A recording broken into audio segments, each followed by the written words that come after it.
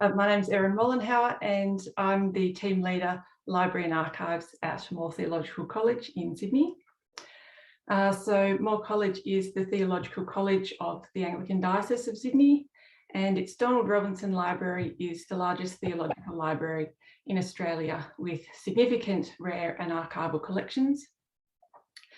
Our showcase events highlight a particular aspect of the collection, inviting scholars to interact and interpret with it. I'm just going to open with a prayer which incorporates the college's welcome acknowledgement of country. So please pray with me. Our Lord and Heavenly Father, we acknowledge that you are creator of all that is. We acknowledge that in your providence you gave custodianship of the land on which Moore College stands to the Gadigal people of the Eora Nation.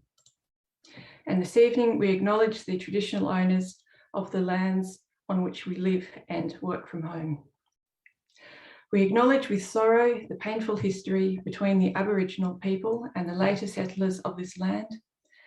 And we pray that we may work together for reconciliation and justice for all through Jesus Christ our Lord. Amen.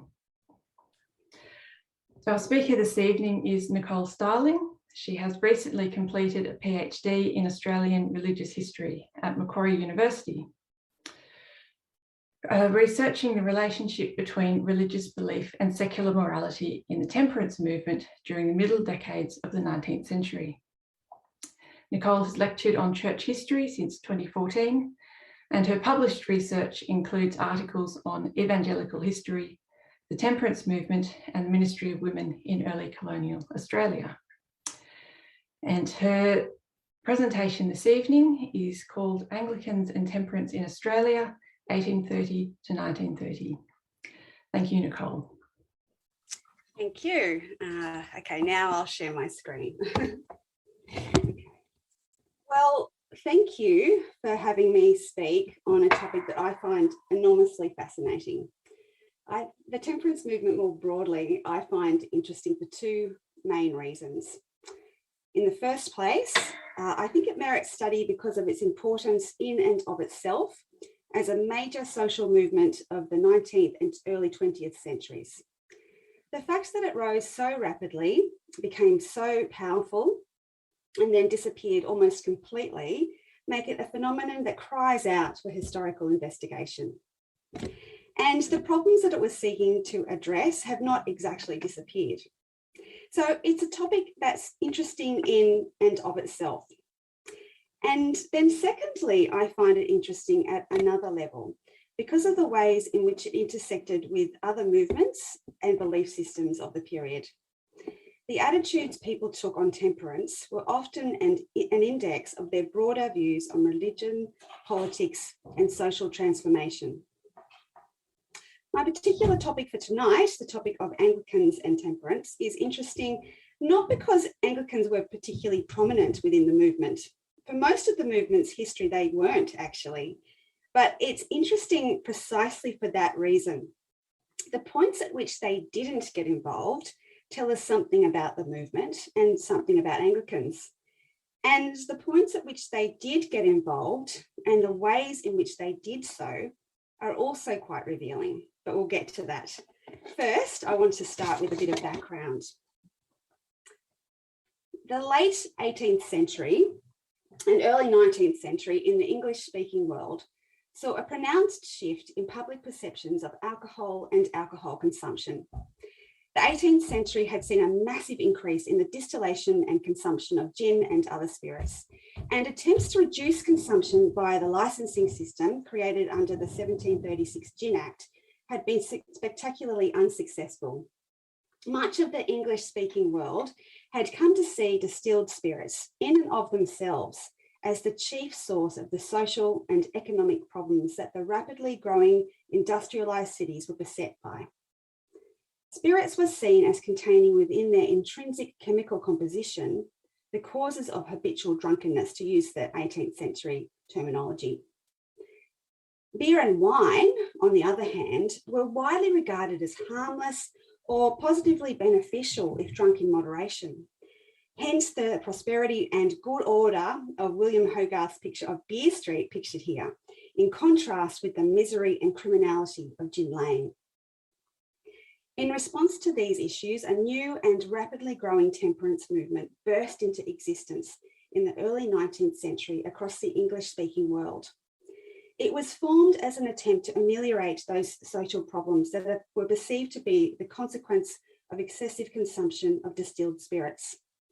Groups known as temperance societies were established across the English-speaking world. Across the 19th century and into the 20th, the form and fortunes of the temperance movement ebbed and flowed. In Australia, the stages in its evolution corresponded roughly with developments in the international movement, but there were also some noteworthy ways in which the movement in Australia was shaped by unique local conditions. There were 4 overlapping waves throughout the century.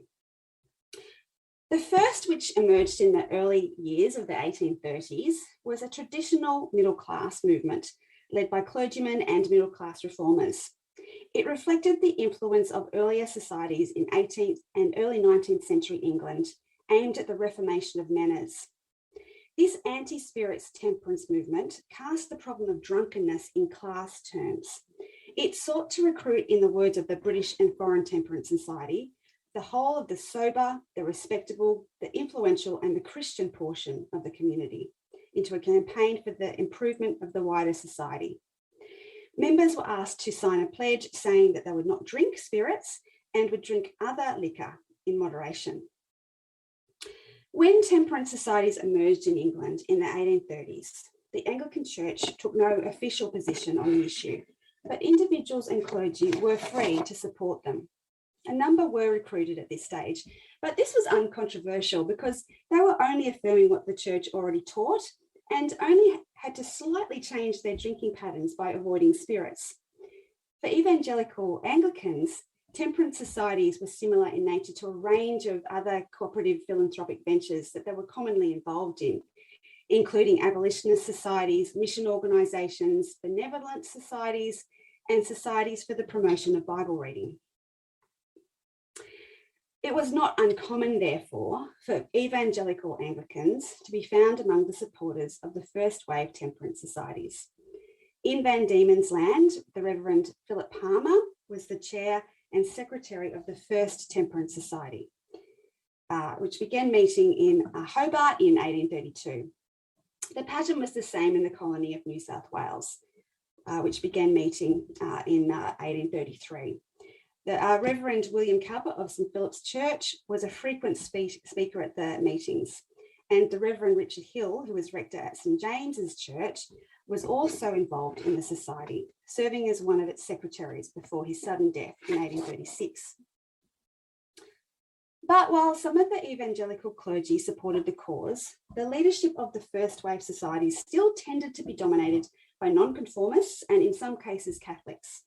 In Hobart, Quaker missionaries James Backhouse and George Washington Walker were the instigators and backbone of the society, along with some local Methodists.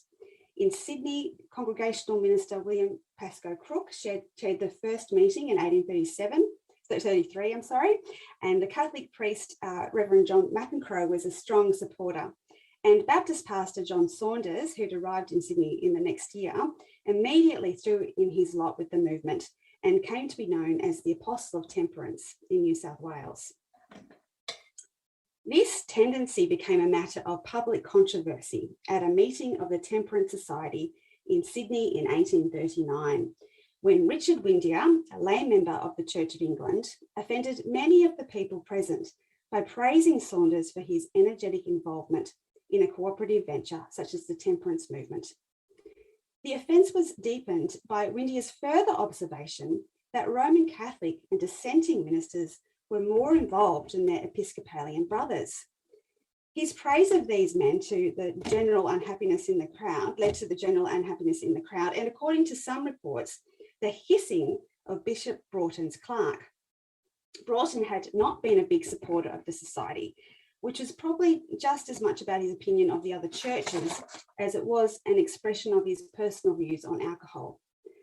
The early years of the temperance movement coincided with the debate surrounding the passing of the Church Act in 1836, which legislated for state aid to be given to Presbyterians and Catholics as well as Anglicans. This approach, which was sponsored by Governor Burke, was bitterly opposed by Broughton and set him at odds with most of the colony's Catholic and dissenting clergy.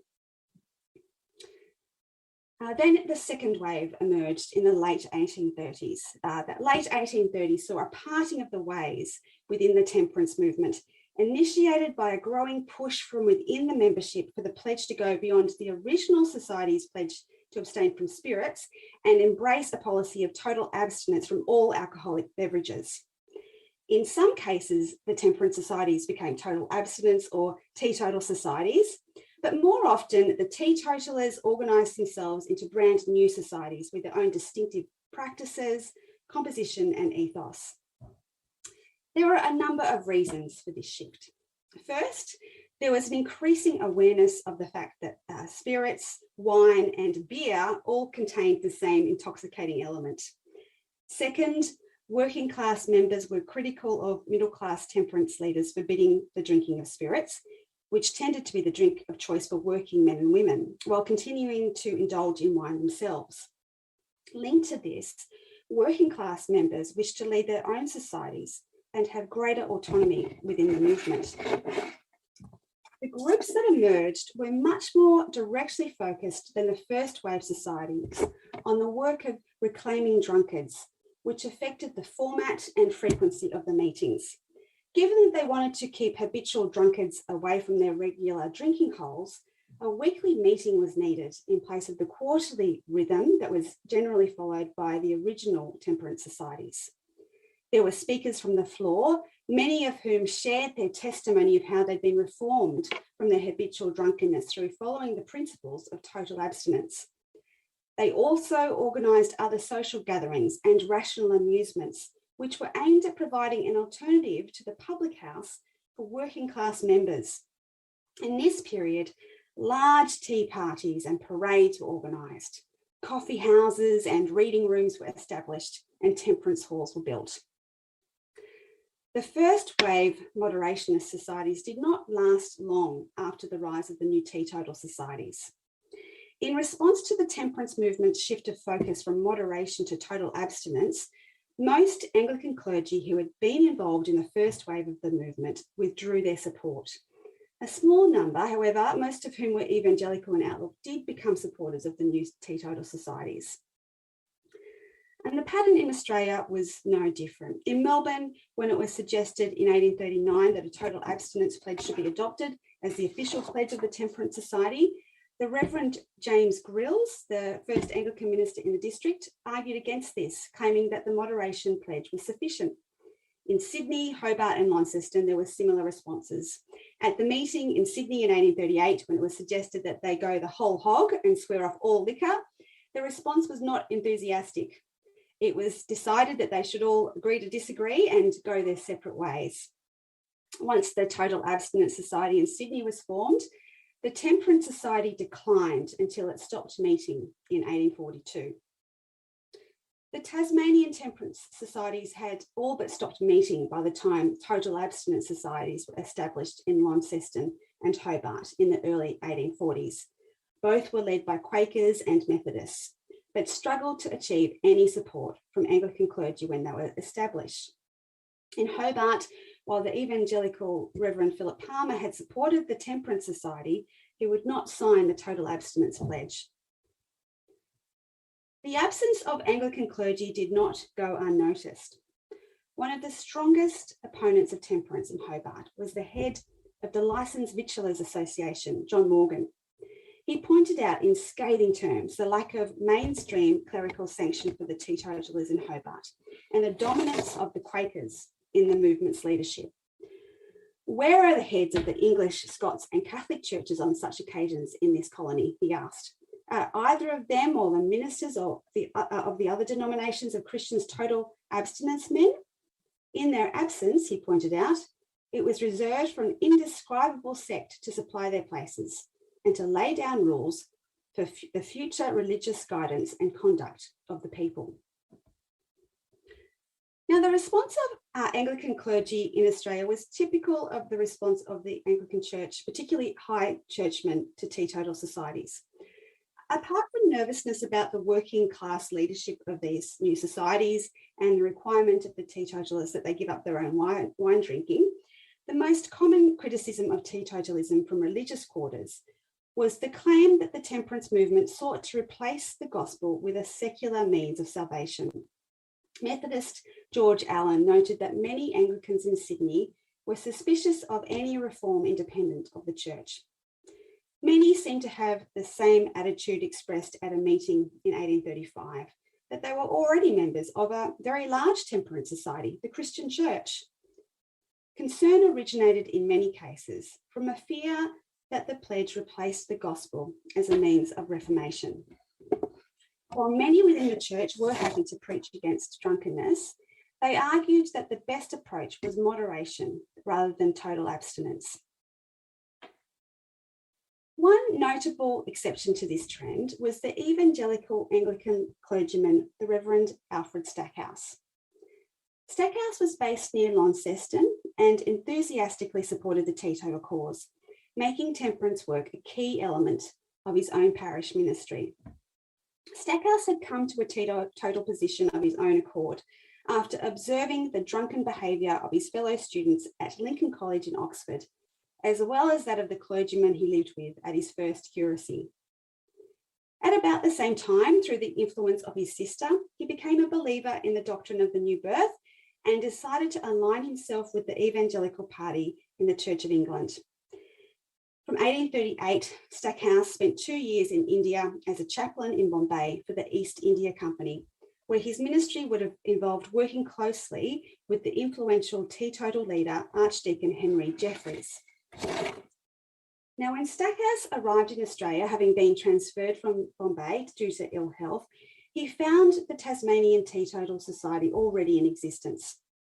In June 1845, he established a branch of the society in his own parish of Perth, which was just outside of Launceston.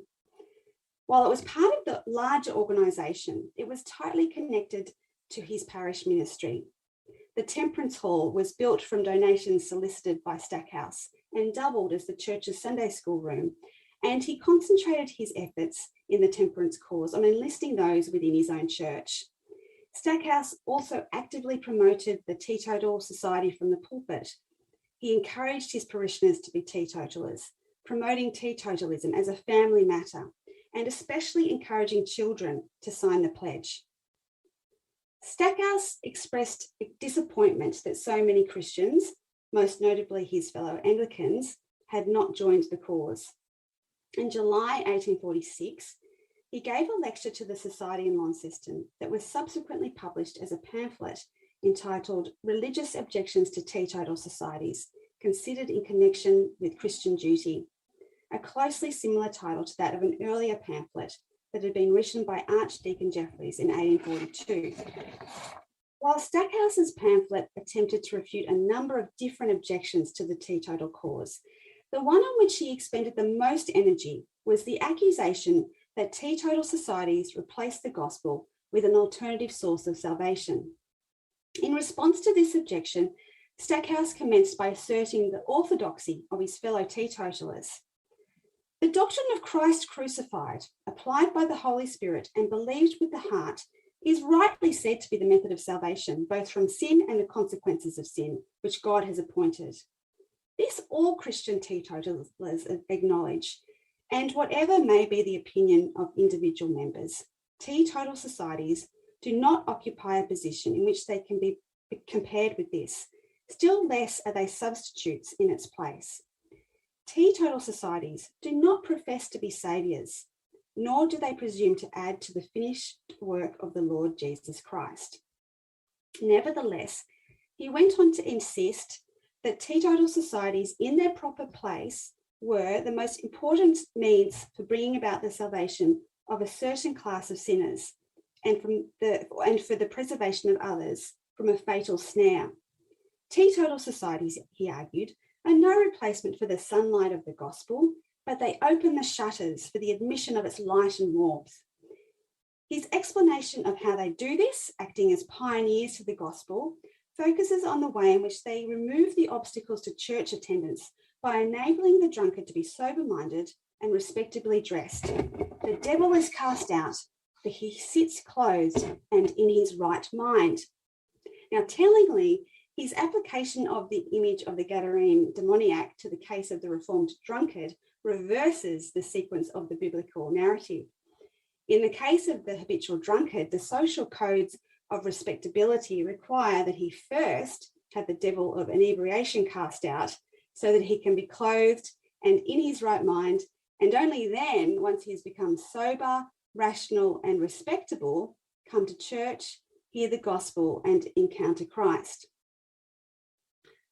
Stackhouse differed from many other Christian temperance activists in this period, whose post-millennial beliefs gave rise to bold hopes that the success of temperance, in tandem with the preaching of the gospel and a variety of other reform programs, would usher in the reign of Christ on earth. Stackhouse did not make claims of this sort.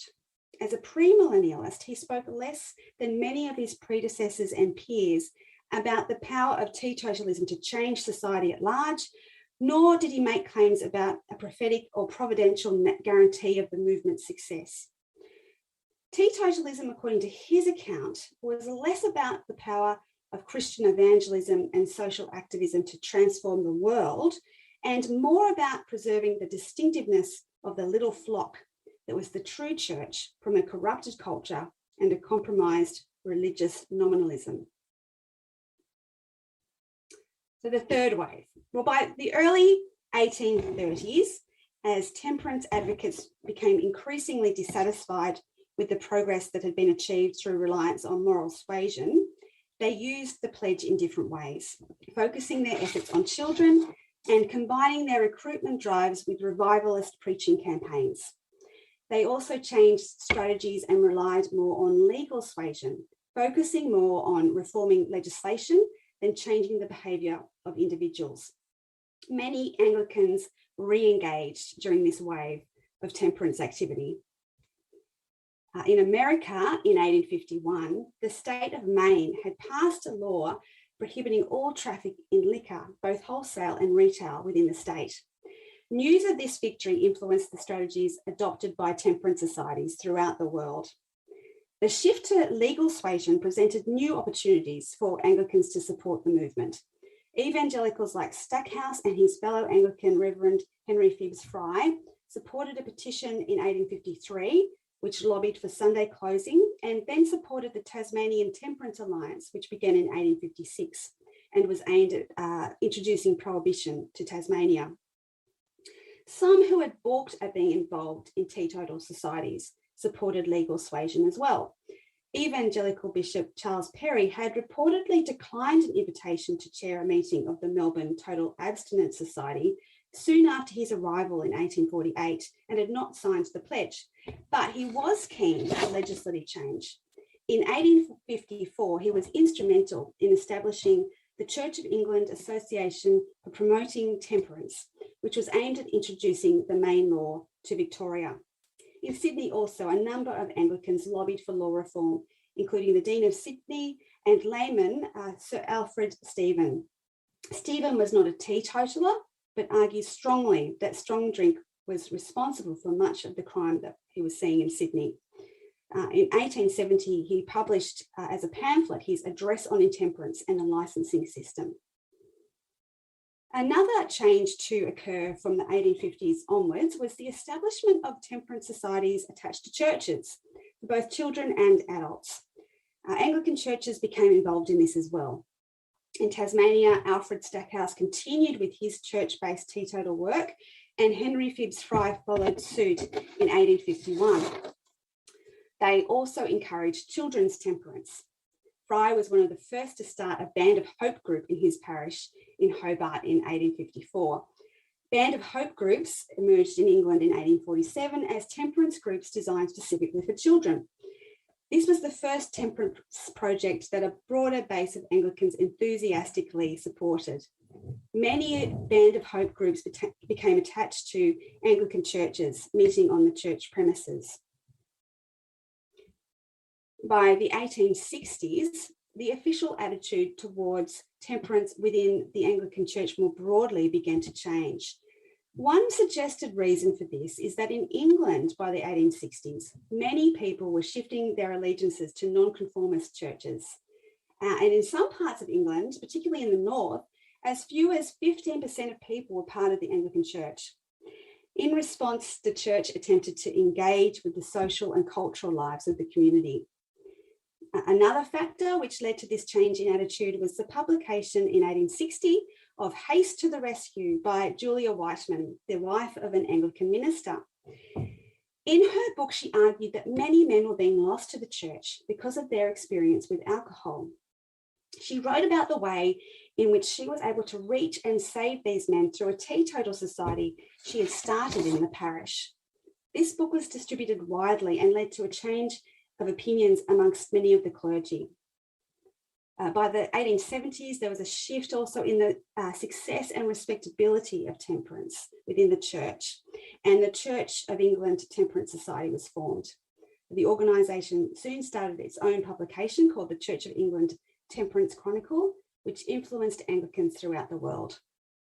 In 1875, Queen Victoria herself agreed to become the Society's patron on the understanding that it was an organisation which includes all who advocate temperance without insisting necessarily on total abstinence. And the support of Basil and Ernest Wilberforce, sons of Samuel Wilberforce and grandsons of William Wilberforce, was also seen as a huge boost for the cause. Australian Anglican churches were influenced by these events as well. From 1874, the Church of England temperance societies were formed across the country. They followed the English model, which allowed for members to choose between a moderationist pledge and a total abstinence pledge. Now, while some did pledge to abstain from all liquor, most pledged to discourage intemperance instead. These groups were closely associated and controlled by the church itself. At the highest level, the society was overseen by the bishop, and at the local level, the parish priest would oversee the parochial branches. Now, even this form of moderationist society met with some concern from some within the church. Many still held to the view that the church itself was a temperance society.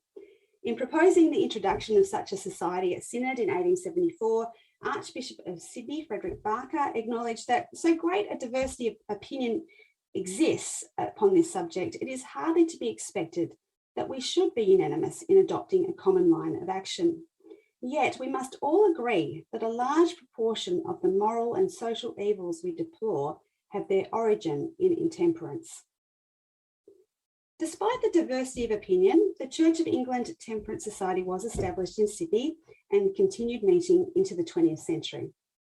Because the model depended on the local parish structure, the success of the model tended to be dependent on the enthusiasm of the local clergy.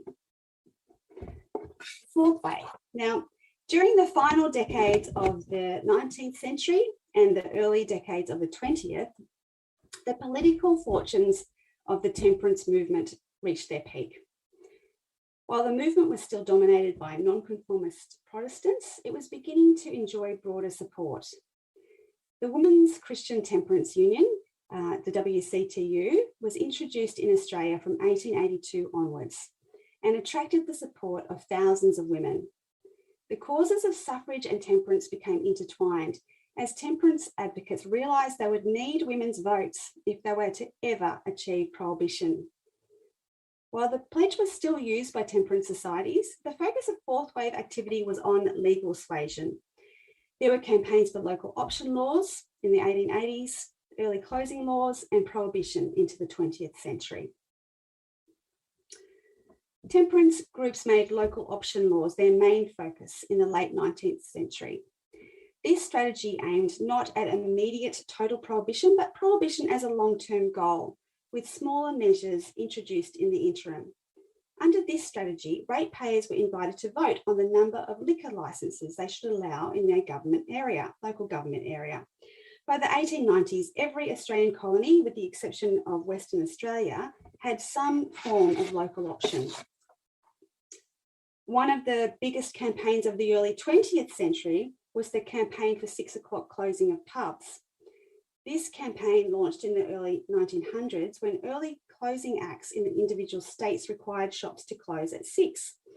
Temperance groups demanded that the same requirements be imposed on licensed hotels. There was a great deal of petitioning before referenda were held in the different states. South Australia, Victoria, New South Wales and Tasmania all voted in favour of closing at 6, and that continued on for many years. The success of the 6 o'clock closing campaign led temperance advocates to raise their ambitions. In the 1920s, they lobbied to extend local option measures to the state level and allow voters to elect not just a dry neighbourhood, but a dry state. Throughout the 1920s and 1930s, referenda were held in each of the Australian states. No state succeeded in going dry, but there was a significant minority which supported statewide prohibition. Victoria gained the largest prohibition vote with 42% of the vote, while most other states managed about a third in favour. Now, this was the high point for the prohibition campaign. With the Depression in the 1930s, there was a dive in alcohol consumption. And in a context of enforced moderation, support for restrictions on liquor declined. The failure of prohibition in the USA probably also contributed to a decline in enthusiasm for the movement. Now, while Anglicans were never the most dominant members of the temperance movement's fourth wave, there were some key exceptions. I'm just going to highlight 4 people who were active in Sydney from the 1880s onwards. The work of Courtney and Mary Smith, who went by the name Mary Courtney Smith, exemplified the different branches of temperance work carried out by Anglicans during this time period. They arrived in Sydney in 1887 and were enthusiastic supporters of the Church of England Temperance Society from the beginning. They both held various positions in the society and were devoted to their local branch at Holy Trinity, Millers Point, the garrison church. As part of the Temperance Society's work at Holy Trinity, they started a mission house attached to the church for local sailors. In 1890, Courtney Smith was appointed as the second chaplain to the Seamen's Mission in Sydney, which had been established by the Anglican Church in 1881. He and Mary ministered together for 5 years to the sailors of the Mercantile Marine, overseeing and living in Trafalgar House in Princes Street, Millers Point, just in the middle there. At the annual meeting in 1891, Archdeacon King pointed out that Trafalgar House was essentially a gospel temperance mission. He reported that in the previous year, 342 total abstinence pledges were taken. In 1892, while they were still living at Trafalgar House, the Smiths opened a home for alcoholics at Echo Point in Roseville. It became known as Rest Haven or the Inebriates Home and offered a course of treatment for people in recovery. At the time, many doctors and scientists had started using injections of bichloride of gold to treat alcoholics. Courtney Smith did not use this method, but instead gave them a place to rest, recover and work, and used what was termed as moral means. They entered voluntarily, and while they were there, they rose early, they swam in the ocean, they worked until 5 p.m. with regular rest times. The property was filled with fruit and vegetables in accordance with the Smiths' belief in the importance of good nutrition. Critics, such as those at the Bulletin magazine, found a lot to criticise in this model. The Bulletin hopes yet to see in Sydney an inebriates home under intelligent medical management and supervised by the government. Pious laymen and laywomen of the unscientific and unimaginative teetotal faddist type must inevitably botch such an enterprise. Psalms aren't an invariable antidote to the whiskey habit, and many dipsomaniacs are far too high in the scale of intelligence to find comfort in the company of the average parson and his hopelessly stupid surroundings. Well, fortunately, not all adherents to the Bulletin circle were equally scathing. The writer Henry Lawson offered another point of view. In November 1898, he voluntarily placed himself in Rest Haven. He stayed for a few months. His experience here found literary expression in his short story, The Boozer's Home. In that story, he talked about his friend who had been in the home. The home, he said, didn't profess to cure anyone of drink, only to mend up shattered nerves and build up wrecked constitutions. Give them back some willpower if they weren't too far gone. And they set my old mate on his feet all right. When he went in, his life seemed lost. He had the horror of being sober. He couldn't start the day without a drink or do any business without it. He couldn't live for more than 2 hours without a drink, but when he came out, he didn't feel as if he wanted it. He reckons that those 6 weeks in the institution were the happiest he'd ever spent in his life, and he wished the time had been longer. He says he'd never met with so much sympathy and genius and humour and human nature under one roof before. Mary Courtney Smith was also heavily involved in these projects and also in lay ministry in the diocese, as well as organisations like the WCTU. She was president of the Sydney branch for 32 years unopposed and served as New South Wales president from 1907 to 1910. As part of her role, she advocated for women's suffrage and petitioned for local option laws and 6 o'clock closing. She spoke throughout New South Wales on behalf of the WCTU at public meetings and in churches, and was said to be a very effective speaker. Courtney Smith died in 1915 and Mary passed away in 1928. The WCTU held its own memorial service for her, and her funeral was well attended with speeches from fellow temperance activists, and Archdeacon Boyce gave the address. Now, Archdeacon Francis Bertie Boyce was also a key leader in the temperance movement in Sydney, in the movement's fourth wave. He had graduated from Moore College in 1868 and was ordained as a priest under Bishop Barker. He then spent 14 years serving in the central west of New South Wales. His first involvement in the temperance movement came about in Orange in 1871 when he joined the Sons of Temperance in an attempt to encourage one of his parishioners to sign up. He then became immersed in the cause himself as he saw the way alcohol led to what he described as immorality, pauperism, lunacy and crime. He saw it as his duty to do whatever he could to fight its influence. He moved back to Sydney in 1882, working at St Bartholomew's, Pyrmont for 2 years before moving on to St Paul's Red Firm, where he spent the next 46 years. Both areas were poverty-stricken and filled with slums, and one of the issues he worked for was the alleviation of unemployment distress, and he campaigned for slum clearance.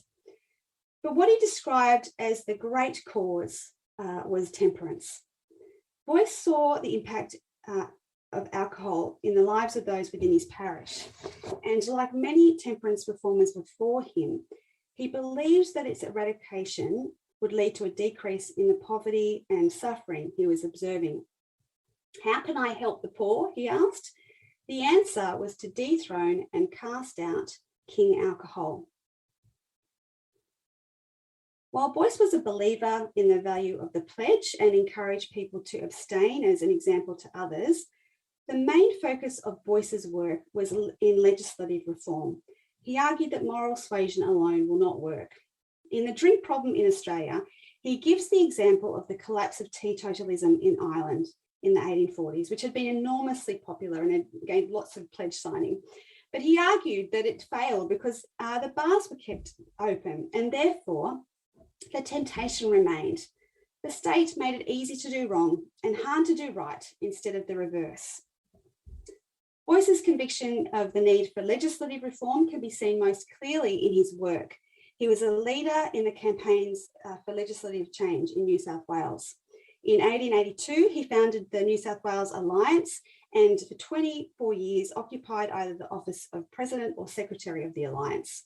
Now, the Alliance brought together all the disparate temperance and lobby groups under one umbrella and made them a stronger force in pushing for legislative reform. Boyce was very astute politically and worked alongside politicians to agitate for legislative change. Most notably, Labor MP James McGowan, who was one of his parishioners, and Sunday school superintendent at St Paul's as well for many years. McGowan was heavily influenced by Boyce. Given the effect of pubs on the slums in Sydney, Boyce pushed hard for local option laws to be enacted. He also pushed hard for 6 o'clock closing. Just days before the vote, he argued that not only would shorter hours bring New South Wales into line with other nations during wartime, but lessening the hours the pubs were open would decrease domestic violence and public brawls, as well as longer-term problems like poverty. He resigned from his parish work in 1930 and died at Blackheath in the following year. He had passed on the presidency of the New South Wales Temperance Alliance to RBS Hammond in 1915 and was hopeful that the reforms he'd pushed so hard for would remain once the population had tasted their benefits. In his autobiography, he reflected that his temperance activism was his life work. And on to Robert Brodribb Stewart Hammond.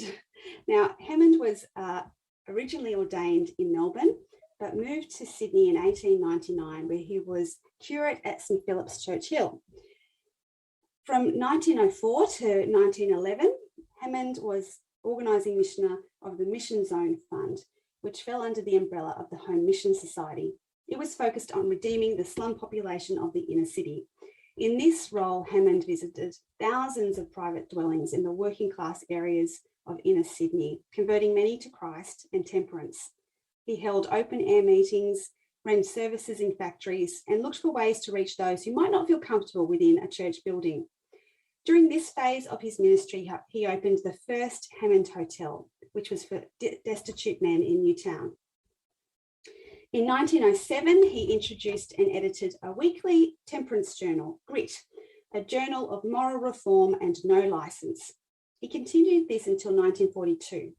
The aim of the journal was to encourage hard work and helping your neighbour. It included republished articles about temperance reform and science, updates about the activities of the New South Wales Alliance, information about his own ministry to alcoholics at the courthouse, and his own editorial that he called Personal Chats. And most of these have actually been digitised by the Moore College Library, and you can find them online. I found them very helpful. In 1909 to 18, he was in parish ministry in Surrey Hills before becoming rector of St Barnabas Broadway in 1918, and he remained there until 1943. During his time, the notice board fronting Broadway became famous for the weekly sermon in a sentence. You can see one of them there in the picture. While at St Barnabas, Hammond established a church-based temperance ministry. The Brotherhood of Christian Men was formed and met every Wednesday night at Broadway. Members pledged to commit themselves to daily prayer and Bible reading and take a pledge to abstain from all intoxicating liquor. Its meetings attracted numbers of 200 to 300 men a week. One of these was Arthur Stace, also known as Mr. Eternity, who gave up alcohol after attending a Wednesday night meeting in August 1930. Here's a picture here of Arthur Stace, just in the corner of a Hammond Hotel. He's just the man on the left-hand side of the picture there. Now, temperance activism for Hammond was intertwined with all facets of his ministry. He viewed his role as a disciple of Jesus as including the call to stand for those things which promote his kingdom and against those which hindered it. He was also involved in temperance legislative campaigns as well, and he served as president of the Australasian Temperance Society in 1916 to 41, and the New South Wales Alliance from 1916 to 25, and then again from 1929. And he obviously supported local option and 6 o'clock closing campaigns during that time.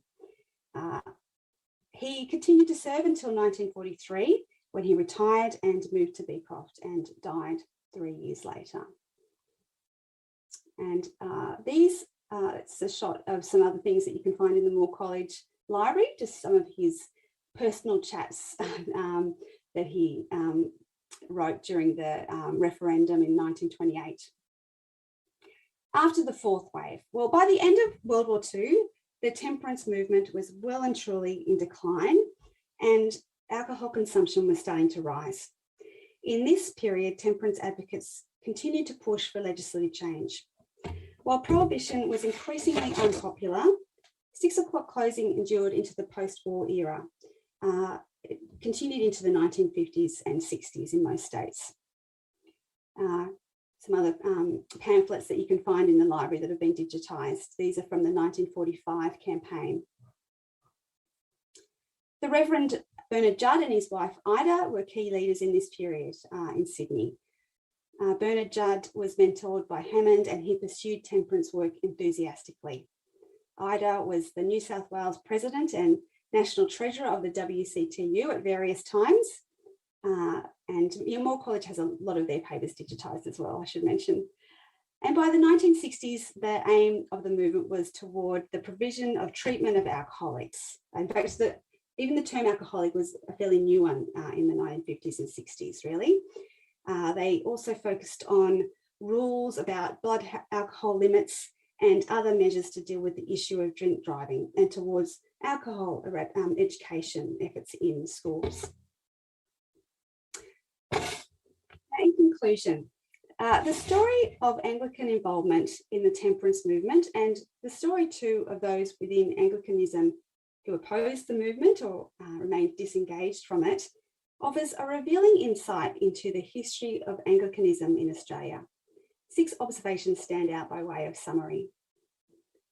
In the first place, contrary to the reputation that both Anglicans and temperance activists have come to have in some quarters, the sort of involvement that Anglicans such as the Smiths, Bertie Boyce and RBS Hammond had in the movement suggest a strongly felt concern for the weakest and most vulnerable members of society, and an active, sustained engagement in programs aimed at making a positive difference to the welfare of the wider community. This was not a version of temperance or teetotalism that was all about preserving and displaying the sobriety and moral superiority of the already sober and religious. Nor was it a version of Anglicanism that stood back disengaged from the social problems of the day. It was an active, compassionate, sleeves rolled up kind of piety, motivated by gospel convictions and aiming to accomplish practical, this worldly good. Second, and this was both a limiting factor on Anglican involvement in the movement and a strength that Anglicans often brought to the movement when they did get involved, the history of Anglicanism and temperance highlights the bias toward moderation and the suspicion of zealotry and extremism that have often distinguished Anglicans from nonconformists across the centuries. At some points in the movement's history, this moderationist tendency kept Anglicans entirely aloof from its activities.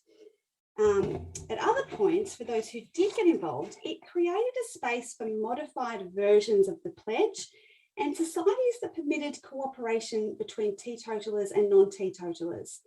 These societies sometimes lacked the drive and dynamism of the hardline teetotal groups, but they also avoided some of the worst tendencies to which the teetotal and hyper-teetotal groups were prone.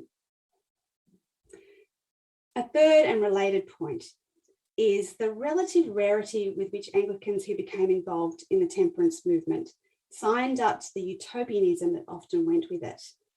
In some versions of temperance and teetotal activism, this utopianism was driven by an ideology of secular progressivism. More commonly, it was driven by an explicitly Christian postmillennialism, or by a combination of the two. Anglicans who involved themselves in the temperance movement were not entirely immune to these tendencies of thought, but they were less prone to them than some of the other advocates and leaders within the movement. Fourthly, it's worth noting the cooperative ethos with which Anglicans who involved themselves in the movement typically operated. For most of the history of evangelicalism, it has been a movement characteristically driven forward by non-denominational and interdenominational partnerships and cooperative ventures, and the temperance movement was no exception to that. Even in cases where Anglican temperance activists formed special Anglican societies and ran church-based campaigns and groups, they were still typically engaged with the wider movement and formed broad alliances for their philanthropic work and political advocacy.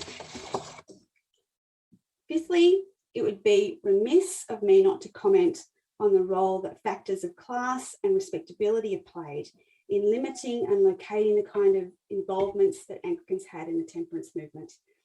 Even when Anglicans such as Stackhouse in Tasmania did get involved in the movement, it is striking how prominent questions of class and respectability were in their rhetoric, and how influential such matters were in determining the form that their activism and advocacy took. And it's no coincidence too, I suspect, that Anglicans who did get involved in the fourth wave of the movement were located in places like the Rocks, Surrey Hills and Redfern, and closely involved with the lives of the urban poor who lived within their parishes. Sixthly and finally, a survey of the involvement that Anglicans have had within the temperance movement highlights the extent to which they were aware of both the connections between temperance activism and gospel proclamation and the distinctions between those two facets of their ministry. At a number of points within the movement's history, these two collapsed into one another or became disconnected altogether. But when the movement was at its healthiest, temperance work and gospel ministry were held together in a thoughtful and theologically ordered interrelation. And the evangelical Anglicans within the movement were among those who led the way in that regard. All right, thank you so much, Nicole. It was such a wonderful presentation, and I might just add that all the digitised resources that you mentioned from Moore College Library are available on our repository, arc.moore.edu.au. Thank you everyone for attending this evening, and I wish you all a very good night. Thank you.